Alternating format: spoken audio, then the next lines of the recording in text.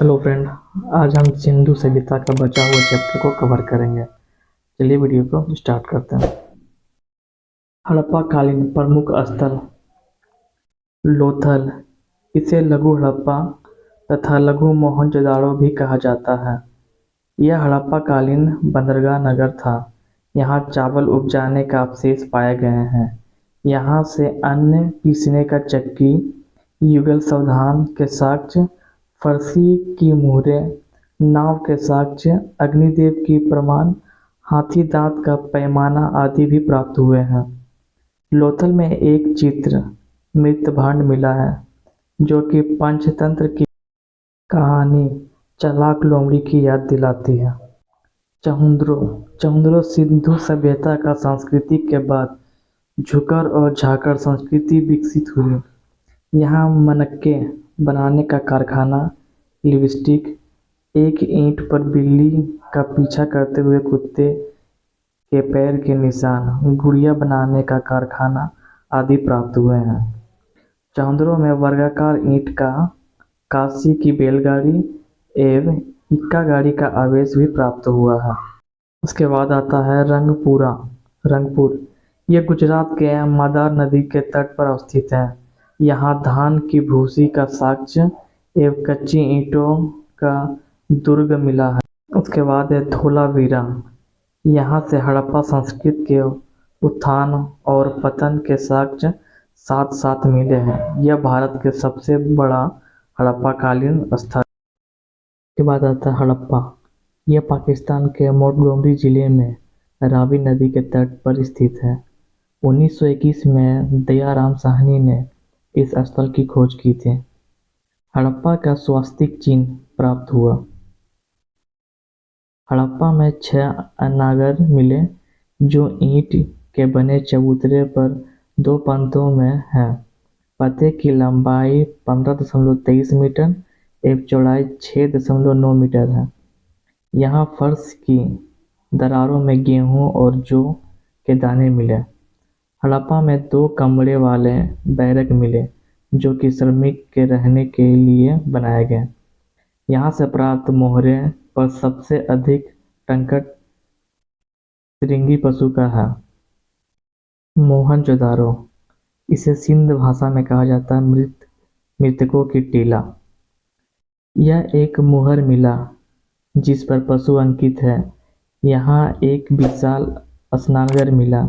मोहनजोदाड़ो सबसे बड़ी इमारत अनागर है जो कि 45.61 मीटर लंबा एवं 15.23 मीटर चौड़ा है। एक अन्य मुहर पर कुंवर वाला बैल की आकृति बनी हुई है। यहाँ से सीप का पैमाना, कांसे की नृत्यगार, नारी की मूर्ति, सूती वस्त्र के साक्ष्य, घोड़े के अस्तित्व का संकेत प्राप्त हुआ है। कालीबंगा, काले रंग की चूड़ियाँ। कालीबंगा में जुते हुए खेत के साक्ष्य मिले हैं जहाँ 2 अलग अलग फसलें उगाई जाती थी। यहाँ पर जल निकास प्रणाली का अभाव मिला है। यहाँ युगल सावधान का प्रमाण मिला है। यहाँ के मकानों में एक पल्ले वाला दरवाजा लगा है। कालीबंगा में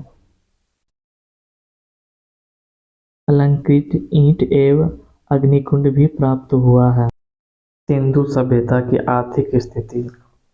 ये लोग भिन्न कृषि वस्तुओं जैसे जौ, चावल, गेहूं, मटर, सरसों, राई, तिल, तरबूज, खजूर इत्यादि का उपयोग करते हैं। सिंधु घाटी सभ्यता के स्थलों में हमें जुते हुए खेत के साक्ष्य एवं एक साथ 2 फसलें बोने का साक्ष्य इत्यादि प्राप्त हुए हैं। हड़प्पा सभ्यता एक कांस्य युगीन सभ्यता थी। कांस्य बनाने के लिए तांबे और टीन को क्रमसंख्या 9:1 के अनुपात में मिलाया जाता था। हड़प्पा सभ्यता के लोग लोहे का प्रयोग से परिचित नहीं थे और संभव उसे तलवार के विषय में भी जानकारी नहीं थी। इस दौरान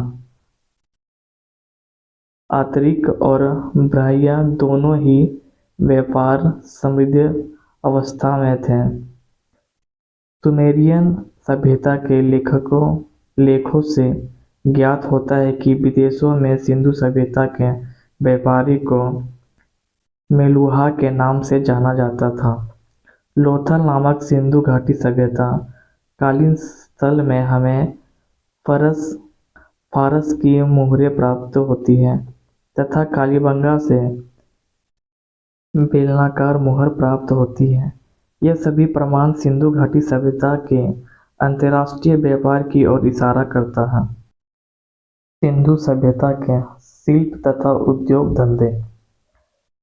कृषि तथा पशुपालन के अतिरिक्त यहाँ के निवासी शिल्प तथा उद्योग धंधे में रुचि लेते थे। सिंधु सभ्यता के निवासी धातु निर्माण उद्योग, आभूषण निर्माण उद्योग, बर्तन निर्माण उद्योग, औजार निर्माण उद्योग एवं परिवहन उद्योग से परिचित हैं।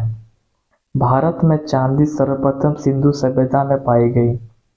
खुदाई में प्राप्त कतई बुनाई के उपकरणों से पता चला है कि कपड़ा बुनना एवं प्रमुख उद्योग था। चाक पर मिट्टी के बर्तन बनाना, खिलौने बनाना, मुद्राओं का निर्माण करना, आभूषण एवं गुड़ियों का निर्माण करना आदि कुछ अन्य प्रमुख उद्योग धंधे थे। इस काल में कुम्हार के चाक का खूब प्रचलन था और इसे मृत भांड चिकने और चमकीले होते थे। लकड़ी की वस्तुएं से पता चला है कि बढ़ई का व्यवस्था होता था। सिंधु घाटी सभ्यता का विनाश। सिंधु सभ्यता का विनाश कैसे हुआ, इस विषय पर कोई अनुमान व्यक्त किए गए हैं। कुछ विद्वानों के अनुसार यह सभ्यता सिंधु नदी के बाढ़ आने के कारण समाप्त हुआ, जबकि कुछ अन्य विद्वान इस सभ्यता का पतन आर्थिक और राजनीतिक स्थिति में गिरावट आने के कारण मानते हैं।